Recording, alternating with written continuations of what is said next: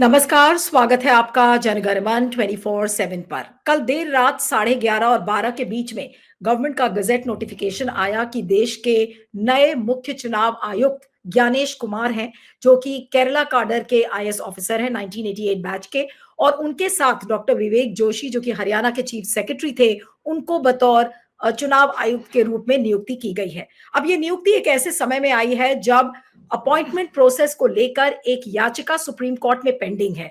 अदालत का जो रोल है वो बहुत ही सर्कमस्पेक्ट है। लोग उस पर सवाल खड़े कर रहे हैं कि चुनाव आखिर सुप्रीम कोर्ट ने कोई एक ऐसा इंटरिम ऑर्डर क्यों नहीं पास किया कि कोई भी नियुक्ति तब तक नहीं होगी जब तक सुप्रीम कोर्ट की याचिका लंबित है। ऐसा नहीं हुआ, और इस याचिका के पेंडिंग होने के बावजूद कल प्रधानमंत्री का जो पैनल है, जो प्रधानमंत्री के नेतृत्व वाला पैनल है, जिसमें कि leader of the opposition Rahul Gandhi और गृह मंत्री अमित शाह ने इस पूरे सिलेक्शन प्रोसेस को कल उस पर बैठक की, और जिसमें राहुल गांधी ने एक डिसेंट नोट भी दिया। उसके बाद कांग्रेस ने एक प्रेस कॉन्फ्रेंस करके कहा कि सरकार 48 घंटे क्यों नहीं इंतजार कर सकती थी, आखिर सुप्रीम कोर्ट में याचिका पेंडिंग थी तो उसका इंतजार कर लेते। लेकिन सरकार को इंतजार करना नहीं आता, क्योंकि उनको अपना आदमी बैठाना था ताकि 2029 का चुनाव और जितने भी बीच में राज्यों के चुनाव हैं, चाहे वो तमिलनाडु हो, चाहे असम हो, चाहे मणिपुर हो, बहुत सारे बिहार, बहुत सारे राज्य हैं जहां पर 2026 और 27 में चुनाव है, 27 में यूपी का चुनाव है। तो जाहिर सी बात है कि एक ऐसे व्यक्ति को लाना था जो कि सरकारी पक्ष का फेवरेट हो, उससे भी ज्यादा जो मोदी और अमित शाह का फेवरेट हो। अब ज्ञानेश कुमार के बारे में ये कहा जाता है कि वो राम जन्मभूमि ट्रस्ट के को का जो डॉक्यूमेंट था उसको उन्होंने अंजाम दिया था। आर्टिकल 370 में उनकी उसको रिवोक करने में उनकी अहम भूमिका थी। कोऑपरेटिव्स मिनिस्ट्री के वो सेक्रेटरी थे, तो इसलिए वो अमित शाह के बहुत करीबी हैं। तो सवाल ये उठता है कि क्या ज्ञानेश कुमार अब राजीव कुमार के जो चुनाव चोरी के रिकॉर्ड्स हैं उनको तोड़ेंगे? क्या राजीव कुमार से ज्यादा बेईमानी के आयाम दर्ज करेंगे ज्ञानेश कुमार? आज इसी सब पर हम बातचीत करेंगे। हमारे साथ वरिष्ठ वकील और एक्टिविस्ट अरुण अग्रवाल जी जुड़ रहे हैं। अरुण जी, आपका बहुत बहुत स्वागत है। Thank you so much for joining. और ज्ञानेश कुमार की नियुक्ति को आप कैसे देखते हैं? क्या राजीव कुमार से ज्यादा बड़े बेईमानी के रिकॉर्ड्स अब ज्ञानेश कुमार जी दर्ज करने वाले हैं? नमस्कार नीलू जी, ये तो भविष्य बताएगा कि ये जो है उनके रिकॉर्ड तोड़ने वाले हैं या पिछले समय में जो भी अनियमितता, इलीगैलिटी हुई उसको कवर अप करेंगे और नए नए तरीके का वो इजाफा करेंगे, ये तो बाद में जाने को।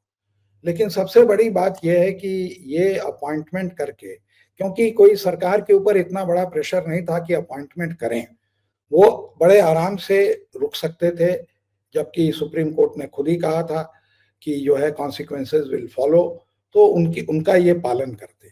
लेकिन क्या डेस्परेशन थी कि ये जो है अपॉइंटमेंट किया? उसका केवल एक ही कारण कि ये जो है अभी तक जो चुनाव की चोरी कर रहे थे, इसको ये 2029 में भी बरकरार रखना चाहते थे। उसका सबसे बड़ा प्रमाण है कि ज्ञानेश कुमार को तो इन्होंने अपॉइंट किया जो कि 26 जनवरी को रिटायर कर जाते हैं, लेकिन उसके साथ साथ एक और इलेक्शन कमिश्नर का अगर ज्ञानेश कुमार को करते तो ये होता इनको कहने को कि एक सिटिंग आदमी था उसको एलिवेट किया गया, नए आदमी को चुना नहीं गया। जो ऑलरेडी बैठा था वो सबसे सीनियर था, सीनियर तो नहीं, दोनों एक ही साथ आए थे, तो उसमें जिसको भी आप सीनियर मान लें, उसी को इन्होंने from election commissioner to chief election commissioner बना दिया। दूसरा पोस्ट खाली रख देते, लेकिन वो नहीं किया उन्होंने। वहां पर उन्होंने जाके जो है एक और जो है विवेक जोशी को अपॉइंट किया जो कि चीफ सेक्रेटरी थे हरियाणा में, और हरियाणा में बहुत ज्यादा गड़बड़ सड़बड़ की जो है, वो जो चीफ मिनिस्टर ने पहले ही कहा था कि अब सब कुछ हमने सेट कर लिया है और जीत जाएंगे, तो वो सेटिंग जो है और कोई नहीं, चीफ सेक्रेटरी ही कर सकता था। चीफ सेक्रेटरी एक निष्पक्ष चुनाव में उसका बहुत बड़ा रोल रहता है, तो he may not be the chief electoral officer of the state, है ना। लेकिन जितने भी डीएम वगैरह जो रहते हैं, जो कि चुनाव के रिटर्निंग ऑफिसर रहते हैं, जो सर्टिफाई करते हैं कि कौन चुना गया, उनकी एसीआर भी वही लिखते हैं और वो सब उन्हीं के कंट्रोल में रहते हैं। तो उस रूप में जिस तरह से हरियाणा का पूरा हारा हुआ चुनाव उन्होंने जितवा दिया, तो वो रहेंगे चीफ इलेक्शन कमिश्नर, जबकि 29 का चुनाव होगा। तो ये प्रतिक्रिया जो है ये चालू, और ये उनके लिए चुनाव जीतना बहुत ज्यादा जरूरी है, बजाते कि सुप्रीम कोर्ट के जज का वो आदेश पालन करना। तो इसलिए उन्होंने उसको उल्लंघन किया और उन्होंने अपॉइंट कर दिया। लेकिन अब चुनावी लोकतंत्र की जो लड़ाई है और उसको बचाने की, वो कितनी मुश्किल होने वाली है जब कोर्ट्स आपका साथ नहीं दे रहे हैं, विपक्ष भी इतना मजबूर है, विपक्ष के हाथ पैर बांध दिए गए हैं। तो आखिर क्या होगा? क्या जनता सड़क पर आएगी? क्या अदालतों की कॉन्शियंस बिल्कुल ऐसा लग रहा है कि अब मर चुकी है और रिस्पॉन्ड करना ही अदालत ने बंद कर दिया है? और सुप्रीम कोर्ट के रवैये को देख के तो यही लगता है सर। नहीं, देखिए, इसमें तो लोगों को बैठ के स्ट्रैटेजी बनानी पड़ेगी, क्योंकि ये सही बात है कि अब लोगों के, जनता का जो विश्वास है सुप्रीम कोर्ट से हटता जा रहा है। स्पेशली जिस तरह से गोगोई ने जो ईवीएम का जब मामला गया तो उसमें उसने केवल 5 ईवीएम को अलाउ किया, और उसके बाद जो है जिस तरह से उन्होंने जजों को बदल के जो है नए जजों का अपॉइंटमेंट किया, जिसमें कि एक जज आज सुप्रीम कोर्ट के चीफ जस्टिस हैं। तो जो जितनी धांधली उस समय हुई, और उस धांधली को एक चंद्रचूड़ जैसे अच्छे, जिससे कि बहुत उम्मीद थी, ईमानदार और जानकार और इंटेलेक्चुअल जज ने भी नहीं रोक पाए। तो लोगों को जो है अब जो है सुप्रीम कोर्ट में आस्था काफी गिर गई है। वो कितना भी कहें कि भाई मोनोपोली है, हमारे पास तो कोई ऑल्टरनेट दुकान नहीं है ना जहां हम जस्टिस के लिए जा सकें। जस्टिस तो केवल सुप्रीम कोर्ट देगी। वैसे ही पुलिस की बात है। तो ये लोग तो स्टेट की मोनोपोली है। अगर ये नहीं प्रोटेक्ट करते हैं, अगर ये नहीं रियलाइज करते हैं कि कौन सा केस पहले लेना है, कौन सा केस डेमोक्रेसी को इफेक्ट करता है, कि कितने पैसे से चुनाव होता है, तो इसको कौन डिटरमिन करेगा? और अगर आप नहीं करेंगे तो इंटेलेक्चुअल डिस्कशंस में आपके डिसीजंस की तो वो क्रिटिसिज्म तो होगी। और जब वो होगी तो फिर जब आप इंटरव्यू में, जब आपको कोई लिया जाएगा और कोई कहेगा, भाई स्टीफन साकर ने क्या कहा, घुमा फिरा के तो यही कहा कि ये तो मनुवाद कोर्ट थी, कि हाई कास्ट मेल डोमिनेटेड। तो यही सारी तो मेल डोमिनेटेड सब तो मनुवाद ही की चीजें हैं, एक्सेप्ट यूज द वर्ड। और उसके बाद तिलमिला गए हमारे चंद्रचूड़ साहब। लेकिन he was speaking truth to power, वो सच बोल रहे थे। बिल्कुल, बिल्कुल। कल राजीव कुमार का आखिरी दिन था। कल मेमोरेबिलिया, वो जो अपने उनके जो सचिन तेंदुलकर का साइन किया हुआ बैट है, कल वो लेकर जा रहे थे और अपने संबोधन में उन्होंने क्या कहा वो बहुत इंपॉर्टेंट है। उस पर 1-2 रिएक्शंस भी आपसे लूंगी। ये आज इंडियन एक्सप्रेस की जो ये खबर है उसमें है कि हियरिंग पोल केसेस ड्यूरिंग इलेक्शंस में fuel distrust, courts should avoid. ये राजीव कुमार ने कहा है और साथ में उन्होंने ये भी कहा कि फेक नैरेटिव को जानबूझकर चुनाव के बीच में प्रोपेल किया जाता है, उसको स्प्रेड किया जाता है और लोग चाह कर भी फिर एक्सेप्ट नहीं कर पाते और हमारी क्रेडिबिलिटी को बहुत दांव पर कुछ लोगों ने लगाया। अपने आप को भी जाते जाते वो यही कह रहे थे कि भाई देखिए हम तो बिल्कुल पाक साफ है। जी अरुण जी। देखिए, ये है बहुत शातिर दिमाग के आदमी। I am sorry for using this word. वो जानते हैं कि उस पर थोड़ा भी रोक अगर लगेगा तो सुप्रीम कोर्ट, हाई कोर्ट का लगेगा।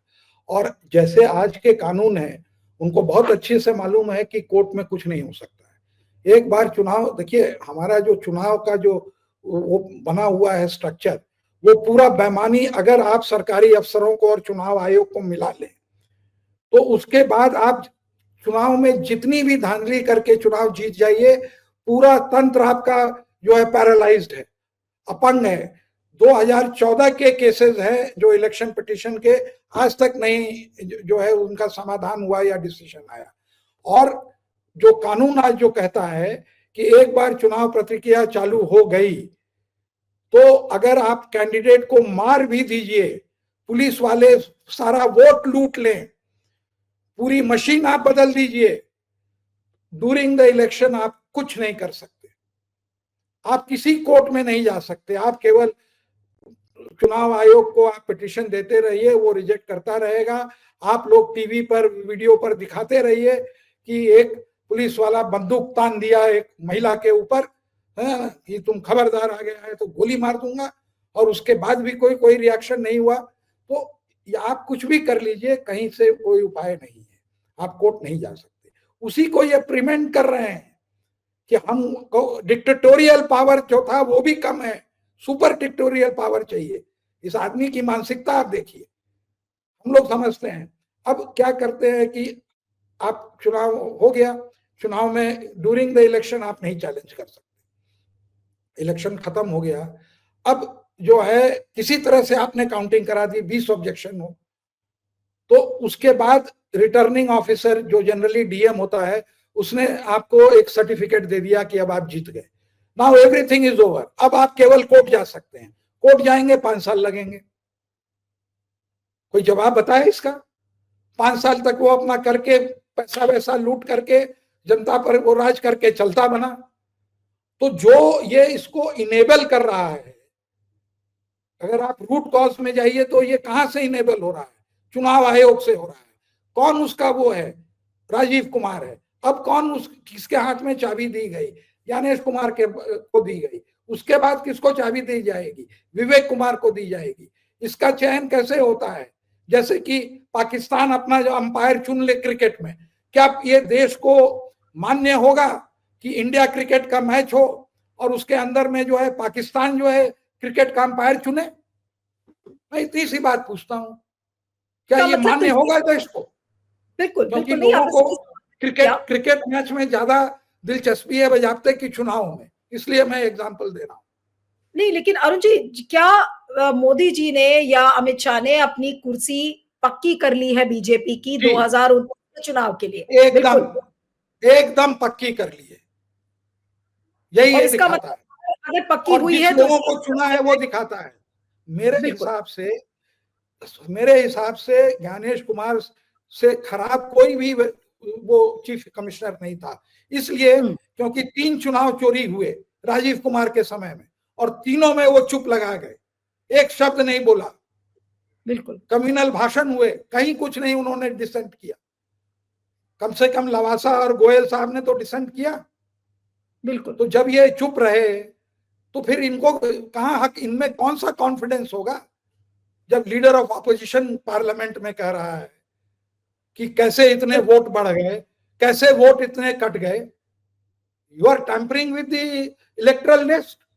और आपने यानी जो कि है आप ये कह रहे हैं कि ज्ञानेश कुमार राजीव कुमार से भी 10 हाथ आगे होंगे चोरी और बेईमानी में चुनाव के? ये तो बाद में पता चलेगा कि क्योंकि राजीव कुमार ने जितनी बेईमानियां थी हर तरह की बेईमानी कर ली। अब हमें तो नहीं समझ में आता कि और कौन सी नई बेईमानी करेंगे, तो वो हमको नहीं समझ में आता। तो इसलिए अगर वो मेंटेन ही हो जाए जिस तरह से हो रहा था वही बहुत है, सब चंगा सी, बिल्कुल। जीतते जाएंगे। एक आखिरी सवाल अरुण जी, बस चलते चलते, कि आज राजीव कुमार का आखिरी दिन है और उनकी लेगेसी के बारे में लोग बात कर रहे हैं, उनको कैसे याद किया जाएगा आपके अनुसार? जी। He will not be remembered well. He will, अभी तक तो he will go down as the worst, सबसे खराब इलेक्शन का चीफ कमिश्नर के रूप में ये जाने जाएंगे। और जो लेगेसी थी कुरैशी साहब की, गोपाला स्वामी की, गिल साहब की, लिंडो साहब की, सेशन की, सब इन्होंने मटिया मेट कर दिया। सारा जो है क्या इनको मिला, ये शायद at the end of his life he will realize. कुछ लोग कहते हैं कि your life comes in front of you when you are dying, तो पूरा फ्लैश करता है, तब he may go with a clear conscious. क्या हो सकता है? क्या ये ऐसे सिन है जिसको कि आप हिमालय में जाके डिटॉक्सिफाई कर सकते हैं? All the waters of Neptune will not wash the blood on your hands. बिल्कुल बिल्कुल। और चलते चलते बस एक कमेंट उच्च न्यायालय के की भूमिका पर, कि आज क्या उच्च न्यायालय ने फेल किया है पूरे देश को, चुनावी लोकतंत्र को? नहीं, मैं उसमें तो प्रतिक्रिया नहीं कहूंगा, एक ही बात कहूंगा कि the less said the better. और it is for Supreme Court को है कि अपनी इज्जत बचाएं और वो समझें कि लोग उनके बारे में क्या समझ रहे हैं। इनके पीछे, इन लोगों के पीछे जो है सुप्रीम कोर्ट को अपनी जो है वो गरिमा और अपना जो उनका वर्चस्व है उसको जो है इनको कम नहीं करना चाहिए। अगर उन्होंने उस दिन ओरली भी कहा, भले लिख के नहीं कहा, कि कॉन्सिक्वेंसेस विल फॉलो, तो वो विल फॉलो करके पहले कॉन्सिक्वेंसेस विल फॉलो करें, फिर उसको जैसे भी डिसाइड करना हो डिसाइड करें। But the consequences should follow tomorrow, and let us see whether it follows or not. बिल्कुल, चलिए अब निगाहें टिकी होंगी कि कल क्या होता है सुप्रीम कोर्ट में, लेकिन आज राजीव कुमार की विदाई है और टेक ओवर करेंगे मिस्टर ज्ञानेश कुमार और विवेक जोशी साहब, जो कि चुनाव आयुक्त हैं, और ज्ञानेश कुमार मुख्य चुनाव आयुक्त हैं। आपका बहुत-बहुत शुक्रिया Arun ji. Thank you so much for joining. आपका थैंक यू।